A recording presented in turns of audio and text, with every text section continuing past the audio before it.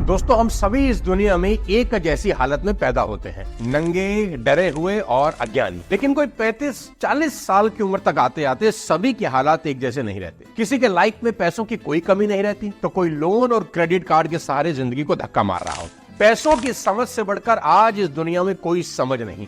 आप मेरी बात मानेंगे कि रिश्तों का बनना बिगड़ना भी आज पैसों के कारण ही होता है।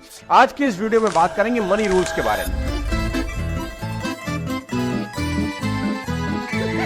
पैसा ही पैसा होगा। कहते हैं पैसा भगवान नहीं, उसका छोटा भाई जरूर है। सुख तो नहीं, लेकिन सुख खरीदने का साधन जरूर है। आज हमारे चारों ओर अगर आप देखें, सोशल मीडिया पर खास तौर पर सनसनीखेज दावों की बमबारी हो रही है कि तुम अमीर बन सकते हो, फिट हो सकते हो, जवान दिख सकते हो, सेक्सी बन सकते हो, ये क्रीम आपको गोरा बना सकती है, आप 20 साल छोटे दिख सकते हो, बिना किसी मेहनत के रातों रात करोड़पति बन सकते हो। आज सारी दुनिया आपको करोड़पति बनाने पर तुली है। फेसबुक, यूट्यूब, इंस्टाग्राम, कुछ भी खोल लो, हर दूसरा इंसान आपको पैसे कमाने के रास्ते बता रहा है। और कोई कोई तो आपको धमका भी रहा है, क्यों नहीं बन रहे आप करोड़पति। इतनी फिक्र तो शायद आपके माँ बाप को आपकी नहीं होगी जितनी इन लोगों को हो रही।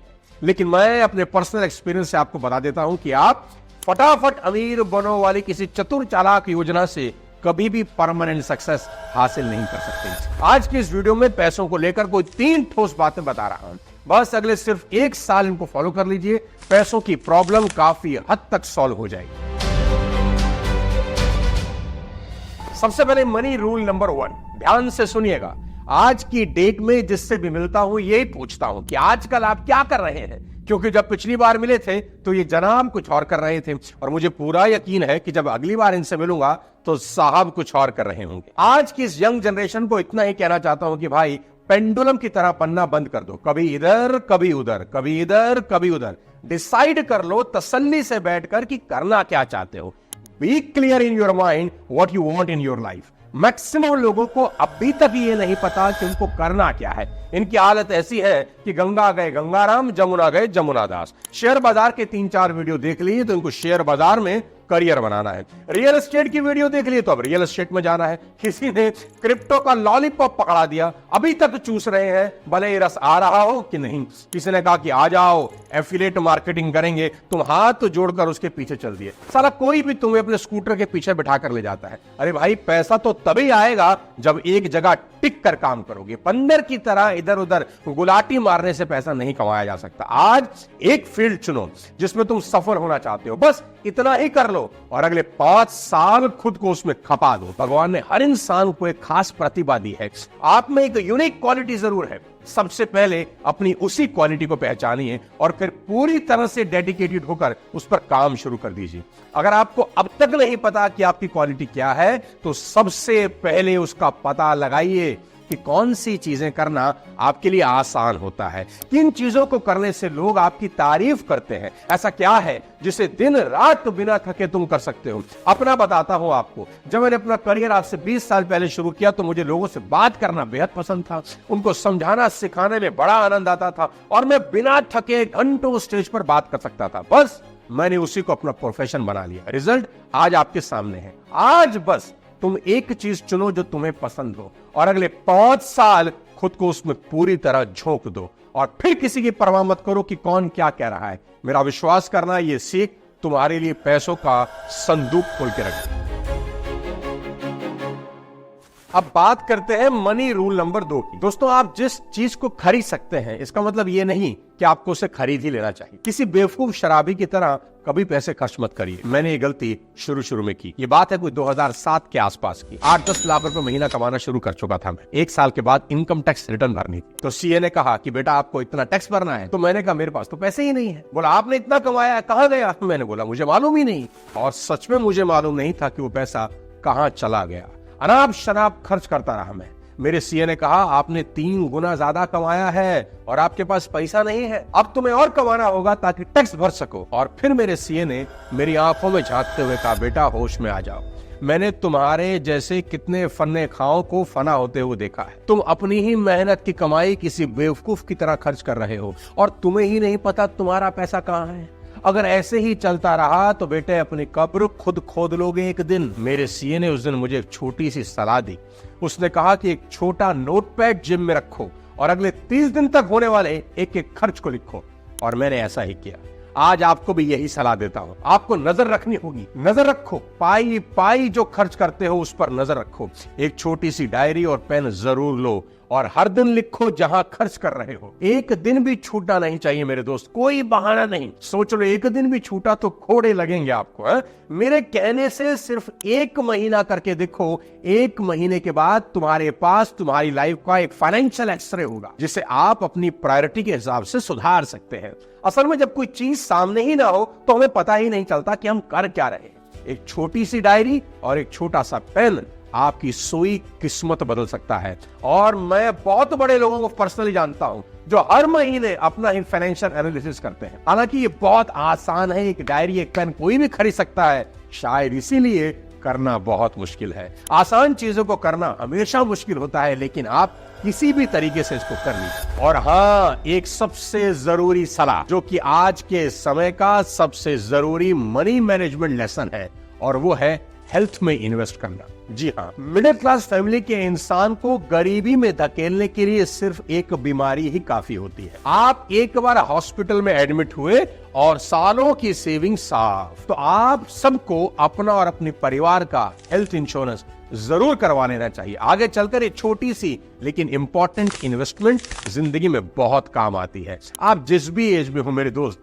हेल्थ इंश्योरेंस जरूर करवाइए, नहीं तो आपकी सारी बचत एक झटके में साफ हो सकती है। और हेल्थ इंश्योरेंस लेने से पहले कुछ चीजें जरूर चेक कर लीजिए। नेटवर्क हॉस्पिटल, कैशलेस ट्रीटमेंट और क्लेम सेटलमेंट रेशो, ये सारे पॉइंट्स कंपेयर करने के लिए पॉलिसी बाजार बेस्ट प्लेटफॉर्म, जहां 1 करोड़ का हेल्थ इंश्योरेंस मात्र 390 रुपए महीने में शुरू हो जाता है। और हेल्थ इंश्योरेंस प्लान पर 25% तक का डिस्काउंट मिल रहा है।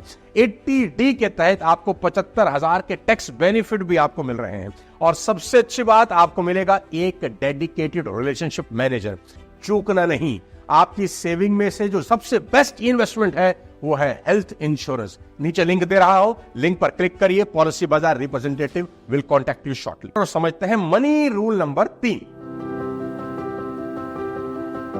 आपसे एक सवाल पूछता हूं, आमदनी होने पर यानी सैलरी आने पर या प्रॉफिट होने पर सबसे पहले आप क्या करते हैं? आप बोलेंगे घर के सारे खर्च करते हैं। और क्या करते हैं? बिजली का बिल भरते हैं, बच्चों की फीस भरते हैं, राशन का खर्चा होता है, मोबाइल का बिल होता है, इंटरनेट के बिल होते हैं, क्रेडिट कार्ड का बिल और भी तमाम छोटे मोटे खर्चे। इसका मतलब सैलरी या प्रॉफिट होते ही आप सबसे पहले अपने महीने के सारे खर्च निपटा देते हैं। करेक्ट? अब आपसे सवाल यह है कि फिर इन्वेस्ट कब करते हैं? तो आप कहेंगे खर्च करने के बाद जो बचता है, और अगर बचता है तो वो इन्वेस्ट करते हैं। तो सबसे पहले इसको ठीक करना बहुत जरूरी है। साथियों, आप जो फॉर्मूला लगा रहे हैं वो है income minus expenses equal to investment. हाँ, ये फॉर्मूला ही गलत है। आज से फॉर्मूला ये कर दीजिए कि income minus investment equal to expenses, यानी आपकी कमाई पर पहला हक खर्चों का नहीं, इन्वेस्टमेंट का होना चाहिए। कमाई होने के बाद खर्च काटकर जो बचता है वो इन्वेस्ट नहीं करने का है। कमाई होने के बाद इन्वेस्टमेंट काटकर जो बचता है वो खर्च करने का है। दोस्तों, पैसों को लेकर मेरी लाइफ की ये सबसे बड़ी इंपॉर्टेंट सीख है जिसने मेरा मनी मैनेजमेंट पूरी तरह से बदल दिया। वॉरेन बफेट कहते हैं कि खर्च करने के बाद बचे पैसों को इन्वेस्ट मत करो, बल्कि इन्वेस्ट करने के बाद बचे पैसों को खर्च करो। आप एक परसेंटेज फिक्स कर लीजिए। हमेशा याद रखना, इन्वेस्टमेंट की अमाउंट नहीं, परसेंटेज इंपॉर्टेंट होता है। जैसे ही कमाई हो, सैलरी आए या प्रॉफिट हो, सबसे पहले वो परसेंटेज अलग कर दें और इन्वेस्ट कर दें, और धीरे धीरे इस परसेंटेज को बढ़ाते जाएं। आप 10% से शुरू करें और 50% तक जाएं। अपनी कमाई का 50% तक इन्वेस्ट करेंगे। आप बोलेंगे अपनी कमाई का 50%? इतना इन्वेस्ट कैसे करेंगे? इतना भार एक साथ कैसे उठाएंगे? मर नहीं जाएंगे? खर्च करने को बचेगा ही क्या? अरे मेरे भाई, आज ही 50% इन्वेस्ट करने को थोड़ी कह रहा हूं, धीरे धीरे बढ़ाने को कह रहा हूं। समझाता हूं आपको। एक गांव में एक गडरिया था जो अपनी गायों को बहुत प्यार करता था। वो एक गाय को कंधे पर लेकर घूमता था। एक आदमी ने पूछा, इतना इम्पॉसिबल काम कैसे कर लेते हो? गाय को कंधे पर लेकर घूम रहे हो, इतनी बड़ी इतनी भारी गाय।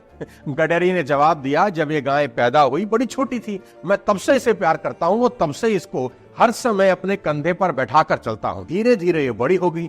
चूंकि मैं हर दिन इसे कंधे पर लेकर चलता था, इसलिए मुझे इसकी आदत हो गई और इसका वजन भी धीरे धीरे बढ़ता रहा, मुझे पता ही नहीं चला। साथियों, बचत के मामले में भी ऐसा ही है मेरे दोस्त। जब आप सेविंग से प्यार करने लगेंगे और इसकी आदत बढ़ जाएगी, तो अगर परसेंटेज 50% भी हुई तो भी आराम से आप इसे उठा लें। देखो भाई, जवानी अमीर बनने का सबसे अच्छा समय है और गरीब बनने का भी। जैसे टीवी का एक प्राइम टाइम होता है ना, वैसे ही बचत का भी एक प्राइम टाइम होता है, और वो है 20 से 40 साल।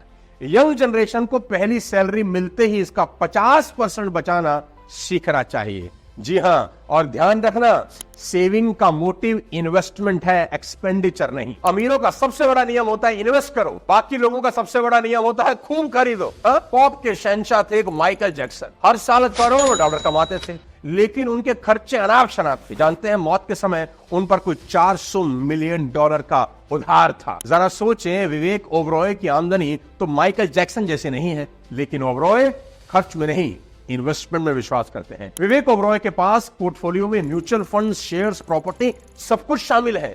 इन्वेस्टमेंट के नाम पर अगर आपको डर लग रहा है तो आप अकेले नहीं हैं, सभी डरते हैं। ये हमारे डीएनए में है। आपने स्टीव जॉब्स और स्टीव वोजनिक का नाम सुना होगा, लेकिन रोनाल्ड वेन का नाम नहीं सुना। दरअसल रोनाल्ड एप्पल के तीसरे फाउंडर थे। उनके पास एप्पल की 10% हिस्सेदारी थी। अफसोस ये है कि कंपनी शुरू होते ही उन्होंने अपनी 10% हिस्सेदारी मात्र $800 में बेच दी। जी हां, सिर्फ $800 में।